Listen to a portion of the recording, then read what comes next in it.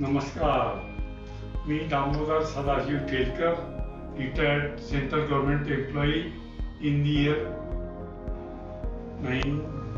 2012, म्हणजे जवळपास 20 वर्षांनी रिटायर झालेलो आहे मी.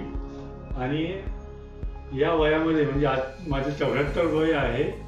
या वयात माझे टोंगड्यापासून एवढं या 8 दिवसामध्ये दुखणं सुरू झालं की मला हॉस्पिटलला व्हावं लागलं. दवाखान्यात गेलो तर जनरलमध्ये तर रामटेके साहेबांकडे पाठवलं त्यांनी, स्पेशलिस्ट.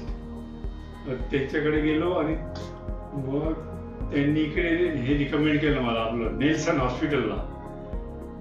तिथे जवळपास 4-5 दिवस ॲडमिट होतो मी आणि बरं ट्रीटमेंट झालं. स्टाफ बरा आहे, भरपूर स्टाफ आहे, साफसफाई ठीक आहे, कर्मचारी वर्ग ठीक आहे, ऑफिसर सुद्धा ठीक आहे. आणि जेवण जे असते जेवणाच्या बाबतीत बोलणं कठीण आहे, कारण ते स्टँडर्ड जे असते त्याच्या नॉर्म्सनुसार ते करतात. त्याच्यामध्ये आपण ढवळाढवळ करू शकत नाही.